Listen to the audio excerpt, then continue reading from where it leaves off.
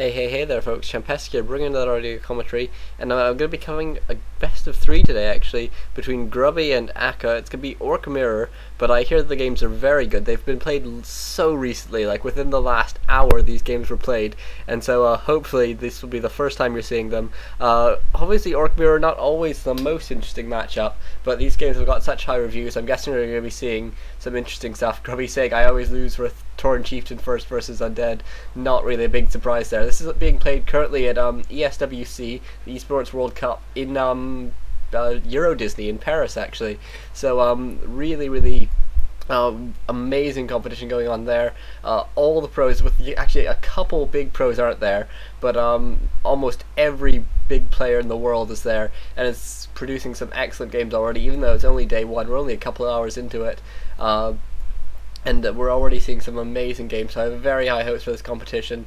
Certainly some of the players who have come back from StarCraft 2, like Luciferon, haven't been doing too well, but players like Grubby, Moon, just all the classics are there. Remind, Focus.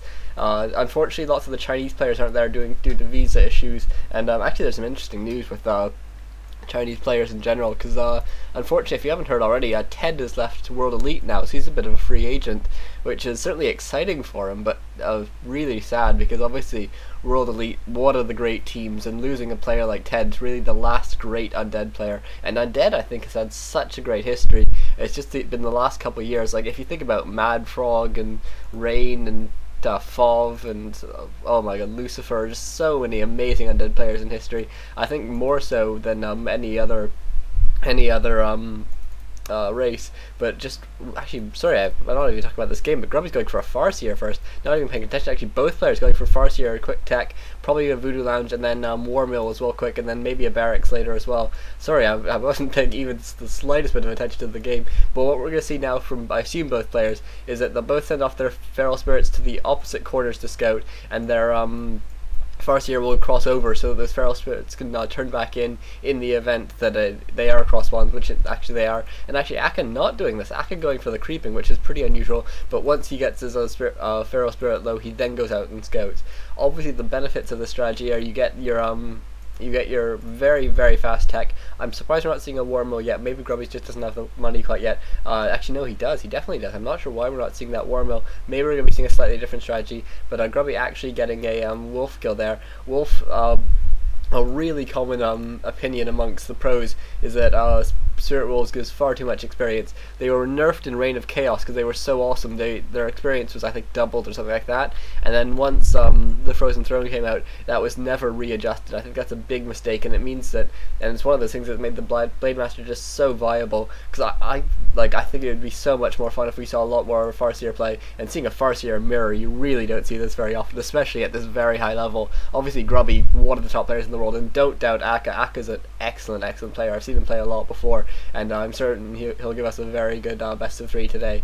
And it looks like Akka picking up a salve now. Obviously we want to pick up a clarity once he knows that those Spirit Wolves are gone, but the thing with Grubby is he never lets those Spirit Wolves really out of your face. You can see he's not creeping, instead he's just constantly harassing. He knows he's not going to get, he's not going to cancel a War Mill, he's not going to kill a gold mine peon, but he just wants to be able to keep Akka a bit busy. Actually, Akka trapping one of his peons there with two other peons. That's an easy thing to do if you're a bit careless with your rally points.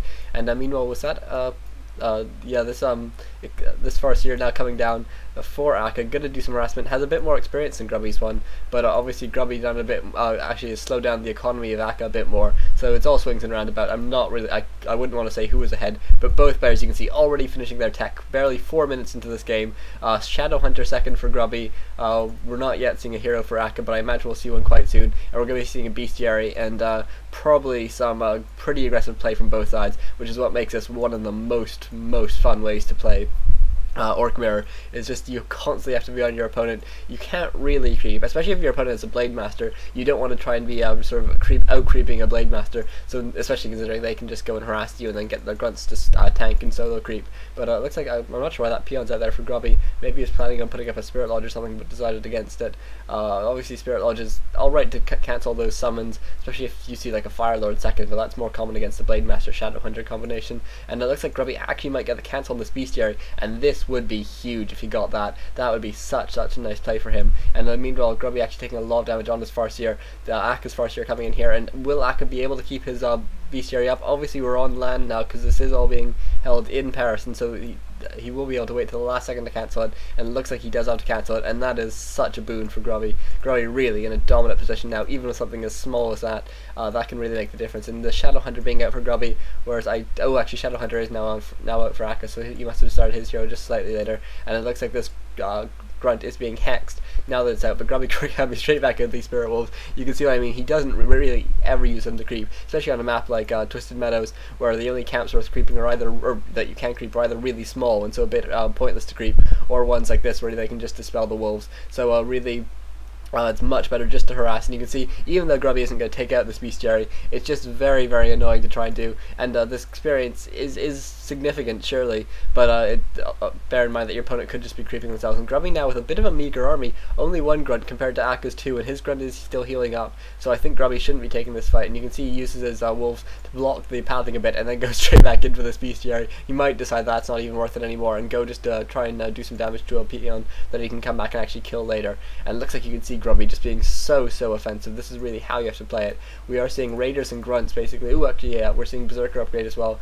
We might see some towers coming in, but obviously in a mirror like this it's a lot harder to gain that advantage, whereas if you're against like a Blade Master Shadow Hunter type situation, it's very different. Aka actually going for a Headhunter, that's probably, well, it's hard to say really. I mean, obviously it'd be nice against any Spirit Walkers, which as I say are viable in this situation, but not like the most obvious unit to go for, and so that would be nice. Also, it would be very nice against those towers if we did see them coming, but I think they were more a reaction to the fact that he got his bestiary cancelled. Aka actually going for Spirit Lodge. He got his bestiary cancelled, and so what that meant is that he really had to continue producing units, because it was going to be so long until he got his Kodo out, until he got his Raiders out, and really that just means that he just decided to produce a Headhunter, which he probably wouldn't have produced otherwise. And Grubby finally coming in with this Raider with Ensnare as well, already researched, and so he will be able to do a lot of damage to this Kodo beast. And also Grubby has this one low grunt which has been hexed and might actually get away with 20 hit points. Aka being a bit careless there, actually using a TP. Ooh, he's coming in with a Shadow Hunter. Shadow Hunter gets the kill, but he loses that Kodo, and he loses a Headhunter. So really not a good trade there for Aka. Grubby just being so dominant with this position. You saw I picked up a Berserker as well. Obviously Aka going for a lot of piercing damage. Going to be very nice against those Kodos when they come in. Kodo is very important in this situation, more so than in a normal Orc Mirror. You won't want to say like, well, I'm at 46 food now, I'll get my Kodo. Generally it's like I'm at 35 food now, I'll get a Kodo, that sort of thing. And I wonder if Grubby's actually getting his, yeah, you can see it's just about to pop out now. Actually at 38 food, so 34 food, Grubby thought, I would like a Kodo now. And that's really sensible, especially when you combine it with those Raiders, because you can just devour one of their units, and that can make such a difference, especially in Orc Mirrors, where every unit costs like 3 food, basically. You can see Aka actually has a Headhunter, which will, and Spirit Walker, which will be undevourable, but either that Berserker or that Grunt will be a very nice thing to devour. And I'm not too confident that the Spirit Walkers were the best idea for Aka, considering he was a bit behind. That bestiary was so late. He spent all that money on mercs and stuff like that, and I think he spent a bit more on healing selves and stuff, so I'm not sure he can really afford to do this and then continue producing enough units. And it looks like probably going to be taking a bit of damage on his wolves here. They do get dispelled eventually, but and some nice micro here by Aka, bringing this low Headhunter to the back, and actually a low Berserker getting focused down just as the speech goes pop to try and save him. Grubby now level 2 on both his heroes, and Aka actually level 2 on both his heroes as well, so very even, although Grubby I think a bit lower on experience overall, but certainly I think he has a bit of an army advantage. Grubby microing away that low Grunt nicely, and actually looks like he's going to get away a Raider here as well. So some really strong micro here from Grubby, just showing what he can do when he has 0 ping. And looks like this Ensnare going off on the Shadowhunter, being forced to use that invuln pot. Not something Aka wanted to use this early, but it looks like Grubby can continue to micro away these low units. Grubby needs to be very wary of these Kodos as well, either Ensnare or just constantly running is the only thing that will really do it. And it looks like Aka does get the Hex, and so he does eventually manage to devour that Raider, but looks like this the Kodo itself is quite low now. And actually look at this, oh my god, this Shadowhunter is so low for Aka. Aka loses his Shadowhunter, loses his Kodo, and this is looking very strong for Grubby now. What amazing play here. I wonder if we can go find a whole bunch of low units in Grubby's base. Yeah, there's 2 low units, there's a 3rd low unit. Excellent micro. He will have to find time to go back and buy salves, I think, because he can't have too many left at this point in the game. No, he doesn't have any. He does have a healing potion actually on his Shadow Hunter. That's a quite nice choice. Obviously, it's almost essential versus a Blade Master, but in this situation it's pretty useful as well. And it looks like you can see Grubby was actually keeping that low raider back. He wasn't letting it attack the Spirit Lodge, and actually was being spiked barricades. That's a really interesting choice here. It won't cancel any salves or anything, but since Aka knows he's a bit on the defensive now, and he knows that Grubby has so many melee units, even those wolves are melee obviously, and between the wolves and the raiders, those sort of things will be doing damage to the buildings. That'll actually lower down all of Grubby's units. It'll force the game to go a bit longer, and that's exactly what Aka needs now, because he knows if he has to take a fight now, he will lose. And so Grubby being forced away, and Grubby actually a great fan of spike barricades himself. I mean, you almost never see it used, but Grubby is one of the few people who does use it, especially against human. If he's sure a human's gonna tower rush him at tier 2, and he's setting up a war mill on the way to his tech to tier 2, obviously for a bunch of things such as the towers that you could get, he will often get spike barricades. It's a really cheap research, and it's really well worth it. And Grubby coming in here trying to cancel off that salve, but very nice